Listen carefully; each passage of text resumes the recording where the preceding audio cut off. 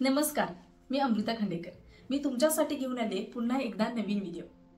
आपल्या सर्वांना छान मस्त चकचकीत त्वचा हवी असते, पण बऱ्याच स्त्रियांना पिंपल्स, ॲक्ने, डार्क स्पॉट्स असे प्रॉब्लेम्स असतात। आपण अनेकदा फेस वॉश वापरतो, सिरम्स वापरतो, वेगवेगळ्या क्रीम्स वापरतो, पण त्याचा रिझल्ट हा तात्पुरता असतो।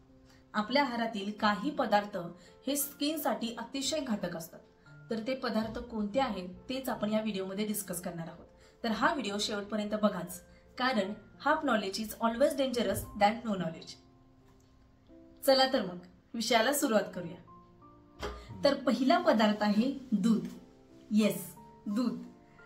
मीही तुमच्यासारखीच अशी शॉक झाले होते। अरे दूध कसं काय त्वचेसाठी घातक असू शकते? कारण आतापर्यंत आपण बघतच आलोय की बरेच घरगुती उपाय किंवा फेस पॅक हे आपण दूध वापरूनच बनवतो। मग दूध हे कसं काय त्वचेसाठी घातक असू शकते? जसे दुधाचे तोटे आहेत तसेच दुधाचे फायदे सुद्धा आहेत। आता दुधाचे काय काय फायदे आहेत ते आधी आपण सविस्तर बघूया। तर पहिला फायदा आहे हायड्रेशन। आपल्याला माहितच आहे की भरपूर पाणी प्यायल्याने आपली स्किन मस्त हायड्रेट राहते। तसेच दुधातील पाण्याचे प्रमाण आपल्या स्किनला हायड्रेट ठेवण्यास मदत करते। दुसरा फायदा आहे एक्सफोलिएशन। दुधामधील लॅक्टिक ऍसिड आपल्या त्वचेवरील मृत पेशी काढून टाकण्यास मदत करतात। तिसरा फायदा आहे पोषक तत्व। दुधामधील जीवनसत्व ए, डी, कॅल्शियम, प्रोटीन्स आपल्या त्वचेला निरोगी राखण्यास मदत करतात। चौथा फायदा आहे त्वचेची लवचिकता। दुधामधील प्रोटीन्स, खनिजे आपल्या त्वचेची लवचिकता वाढवण्यास मदत करतात। हे सर्व झाले दुधाचे फायदे। आता आपण दुधाचे तोटे बघूया। दुधामुळे त्वचेतील सेबम ऑइल वाढू शकते। सेबम म्हणजे त्वचेतील तेलयुक्त स्त्राव।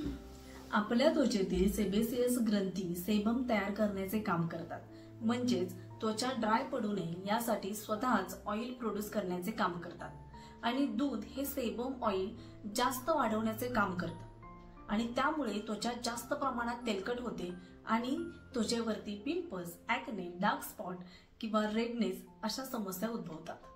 गाईच्या किंवा म्हैशीच्या दुधात नैसर्गिक हार्मोन्स असतातच, पण दूध उत्पादन वाढवण्यासाठी शेतकरी अनेकदा गायींना रिकॉम्बिनंट बोवाईन ग्रोथ हार्मोन देतात। हे हार्मोन्स आपल्या त्वचेला अधिक सेबम ऑइल तयार करण्यास प्रवृत्त करतात आणि त्यामुळे पिंपल्स आणि छिद्रे तयार होतात। एक सिद्धांत असाही आहे की गायींच्या दुधातील एंड्रोजन पेशींमध्ये एंड्रोजन रिसेप्टर्सला उत्तेजित केले जाते, ज्यामुळे अधिक प्रमाणात सेबम ऑइलचे उत्पादन वाढू शकते। मुख्यतः संवेदनशील आणि तेलकट त्वचेच्या लोकांना हे जास्त प्रमाणामध्ये लागू होते। दुधामुळे एंड्रोजनची पातळी वाढल्याने चेहऱ्यावरील पिंपल्स वाढतात, त्यामुळे दूध हे योग्य प्रमाणातच घ्यायला हवे। दुसरा पदार्थ आहे साखर।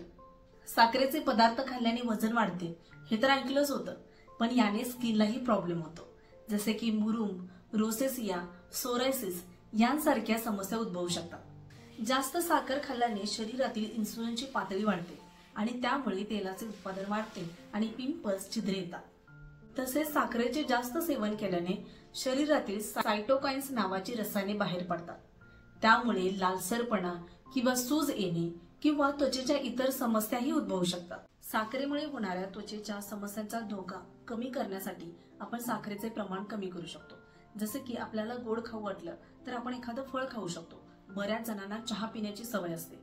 आता चहा आपल्या शरीरासाठी घातक आहेच, तसा तो स्किनसाठीही घातक आहे, कारण चहामध्ये साखर आणि दूध हे दोन्ही घटक असतात आणि हे दोन्ही घटक आपल्या त्वचेसाठी अतिशय घातक आहे। आता ही माहिती मिळाल्यानंतर आपण लगेच चहा नाही सोडू शकत, तर आपण साखरेचा चहा पिण्याऐवजी आपण गुळाचा चहा पिऊ शकतो।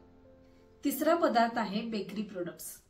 साखर, मैदा, मीठ, दूध या गोष्टी वापरूनच बेकरी प्रोडक्ट्स बनवले जातात आणि आता आपण पाहिलंच आहे की या गोष्टी आपल्या स्किनवरती किती इफेक्ट करतात। आपण बिस्किट, ब्रेड, बर्गर, वडापाव अशा गोष्टी सर्रास खातो। कधीतरीच्या नावाखाली आपल्या आहारात मैद्याचा वापर मोठ्या प्रमाणात केला जातो आणि मैदा हा आपल्या त्वचेसाठी आणि पिंपल्ससाठी अतिशय घातक आहे। बेकरी प्रोडक्ट्स हे आपल्या आरोग्यासाठी तर घातक आहेतच, पण त्याचा आपल्या त्वचेवरही परिणाम होतो, जसे की high glycemic index food. Glycemic index म्हणजे रक्तातील साखरेचे प्रमाण मोजणे। तर पिझ्झा, बर्गर, कुकीज, बटाट्याचे वेफर्स किंवा केक्स या पदार्थांचा ग्लायसेमिक इंडेक्स हा जास्त असतो, म्हणजे या पदार्थांमध्ये साखरेचे प्रमाण जास्त असते आणि यामुळे याचा आपल्या त्वचेवरती परिणाम होतो आणि पिंपल्स येतात। ग्लायसेमिक इंडेक्स कमी असलेले पदार्थ खाल्ल्याने आपल्या शरीरातील साखर नियंत्रित ठेवण्यास मदत होते।